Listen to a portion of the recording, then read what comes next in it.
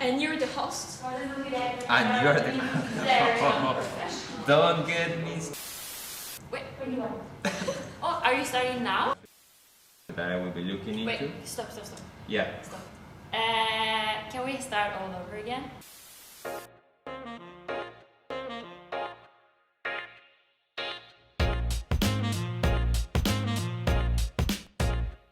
Hi and welcome to the weekly podcast. Last week we touched upon gender equality 2020. Today we're going to talk about the American elections and how different governments and countries have reacted to the winner. As we all know, there has been a lot of tension regarding the US election. And with us, as always, we are lucky to have Lucas. Hi. And Viviana. Good morning. And myself, Catherine. So I think we can start asking you, Lucas, who's born in Argentina. Yeah. Do you see any common reactions within the Latin American countries? Well, first of all, thank you for having me here. I'm really happy to be here.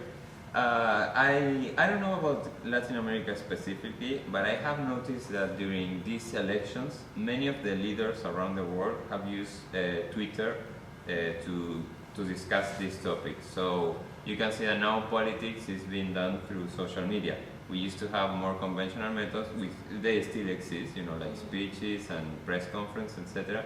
But now Twitter seems to be like the place in which everyone communicates for this matter. Definitely.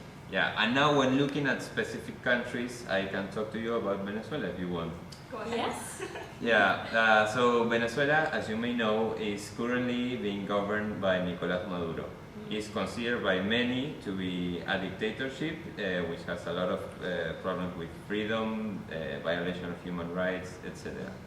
Now, Maduro tweeted on Twitter that there is... Shocking. Yeah. There has been the Venezuela, which is the land of Simón Bolívar, the liberator, will always be willing to establish dialogue and understanding with the American people and the US government. So this was the message. What he's trying to do here is appeal to Joe Biden, the winner, to begin to establish a relation in which they can both benefit while Maduro stays in power. Because I don't know if you remember, with Donald Trump there was a lot of tension. Mm-hmm. There was even a discussion of whether the US was going to intervene in Venezuela. And now, for the moment, this hasn't occurred, and Joe Biden seems to be more willing to discuss and understand the position of Maduro rather than going to intervene in this country. Yeah, in South Korea it's a bit similar. I read many articles that stated that the government was quite happy with having Joe Biden as the new US president because they were hoping for better relationship between South Korea and the US, because under Trump's presidency there's been some disagreement, some tension. It's not a lot, we all know. Yeah. And well, the president Moon Jae-in, he tweeted a very enthusiastic tweet which says, and I quote, "Congratulations to Joe Biden and Kamala Harris. Our alliance is strong and the bond between our two countries is rock solid. I very much look forward to working with you for our shared values." So it was a very nice, enthusiastic tweet. Mm-hmm. And just to point out something that I found funny, but he tweeted that from his personal account, so it's official, but it's his personal account. Yeah. And the username is MoonRiver365. Very professional. It's like a game. Yeah. At least you know he's been honest. Yeah, very honest. But yeah, it's pretty much the same for the Norwegian government, talking from a Norwegian perspective. I saw that the Prime Minister, Anna Solberg, on November 7th, she posted a tweet where she congratulated Joe Biden and Kamala Harris for But wasn't that before the results came out? That's the exact, yeah. I mean, the content doesn't matter because, of course it matters, because she stated that US is obviously the most important ally for the Norwegian government, mm-hmm. But the thing I was supposed to underline, as you said, was that she posted this before he even was the elected winner of the US election. A bit biased. And very biased. Enthusiasm. Yes, because I think that this is an example where you see how the Norwegian government clearly is biased and very happy that Biden was the elected president. Like we've been talking about the government, but what does the population in Norway or in Venezuela or whatever think about this? Because, well, obviously they don't always have the same view as the government. So for example, going back to South Korea, because I was talking about that,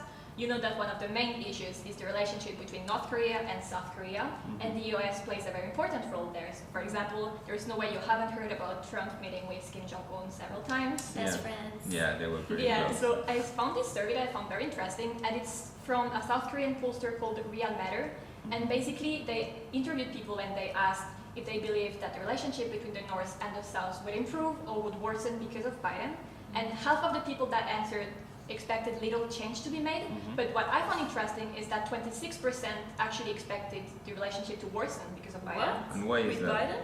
Yeah, I think it's something about, you know, Obama, he had this strategy called the patient strategy, which is a bit close to not doing anything at all to like really tackle the situation, and many people are afraid that Biden is going to use that strategy too, and it just leaves a lot of space and a lot of room for North Korea to do something. Yeah. Well, I mean, when you, as you mentioned, when we have different opinion between the government and what people say, and taking back the example of Venezuela, you will see that many Venezuelans that have gone to the U.S., they were, most of them, supporters of Donald Trump. And you will say, well, why is that? Because if Trump didn't want immigrants or whatever. Yeah. The thing is that Venezuelans see, as well as Cubans, they see Donald Trump as as a symbol of hope to fight against socialism, which has, well, in the case of Venezuela, it has completely ruined a country. You may discuss that it was because of corruption, etc., but there is a very strong feeling, and I also get it from Argentinians. There is a very strong feeling that socialism is part of the problem with everything that has been going on in the past few decades. So yeah, I think that's a clear example of how there is this kind of difference between what the people think and say and what the government says, in this case, for their own personal interest. Yeah, but that actually reminds me of the quite opposite example, again, talking from a Norwegian perspective. Right. Because in Norway, it's pretty clear that the government and the Prime Minister is pretty biased and support Biden, but also the citizens are very strong believers of Biden rather than Trump as a president. But I mean, honestly, it's not weird because, first of all, the government and the Prime Minister is posting their support of Biden, but also the media. I mean, for instance, the most influential and powerful news agency, it's called NRK. I don't know if you have heard about it. No, I never. They made this podcast about Trump, where they tell about Trump in the White House, the drama in the White House, and his policies. And I mean, they probably have a lot of things to say. A lot of things to say, and they don't exactly portray him in a positive manner. They are not Trump supporters? They are not Trump supporters. How strange. No, I mean, very surprising. surprising. But I mean, the most shocking thing is that I just see how the news agencies and the newspapers and the government and everyone is just very biased. And I mean, I don't understand it because the media is supposed to be objective, neutral, non-biased, and they should like cover all aspects of the election. They should give all information, and then it's up for me and us as an individual. To choose which side we're on. I mean, I'm not a Trump supporter at all. I'm sorry to say that, but I think it's at least my opinion. It's not the media or the government or the Prime Minister to say what is right and what is wrong. So of course. And while talking about media and government, I think it's super interesting to talk about China because, you know, there's quite a lot of censorship and everything. China's always interesting. So, and well, you probably heard China is one of the last persons to have congratulated Joe Biden, and actually they congratulated him like a week after the results were announced. And just to put it into context, 4 years ago when Trump was elected, he was like, they congratulated him a day after the results were announced. So they gave no actual reason for this delay, apart from stating that they were waiting for the results to be confirmed according to the US laws and procedures. But apart from that, what I found interesting was that the China Daily, which is the official newspaper that is run by the government, they expressed themselves on the matter, and they stated that the eagerness of foreign leaders to congratulate Biden showed they wanted to turn their backs on the current administration and its divisive policies, which is quite a strong position. And then they ended the article stating that they were hoping for Biden to cool the tensions between both countries.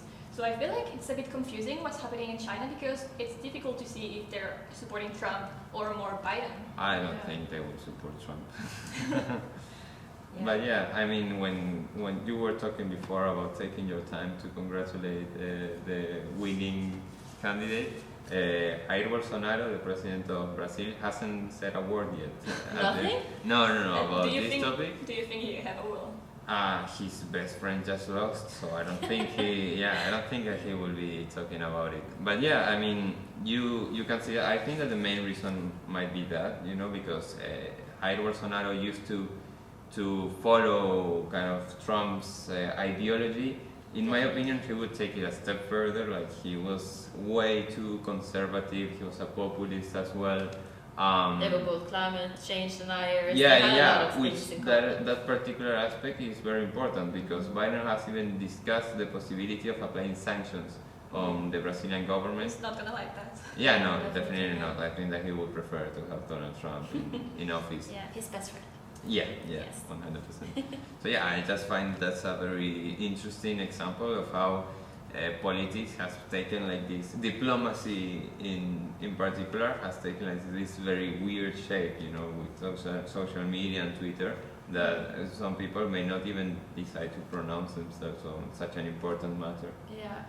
I mean, there's a lot of aspects that I want to discuss with you, but I think the time is running out, and I think we should wrap it up. But are there any last comments you want to add? If we have time, I want to make a funny comment on something that happened in Japan. So basically, there's like, for you to understand that, first I need to explain briefly how the Japanese language system works. So we have two alphabets, and then we have kanjis, which are Chinese characters. And those kanjis, so those characters, they can be read in several ways. So that means that they have like several meanings, but also several pronunciations. Yeah. Are you following so far? I think so. Yeah, you're a great teacher. Okay, so in Japan, there's this person called Yutaka Umeda, and he's the mayor of a small village in Japan. And well, he basically became a celebrity in the internet after the US elections because his name, written in kanji, can also be read as Joe Biden. Oh my god. And so he expressed himself on the matter, and he felt that, he said that he felt very close to the actual Joe Biden, and that he felt as though he had himself won the US elections. He got a new soulmate. Yeah, but I just found it. But without all the stress of participating in the elections. Yes, that's the thing. Well, anyways, thank you for coming today, Lucas and Viviana. Thank you for having us. It's been a pleasure having you here. As always, yeah. I have at least learned a lot, and I hope you have, and you have as well. And we'll see you next week. Keep up with the weekly podcast, the video podcast. Thank you for your time. So dramatic. Yeah.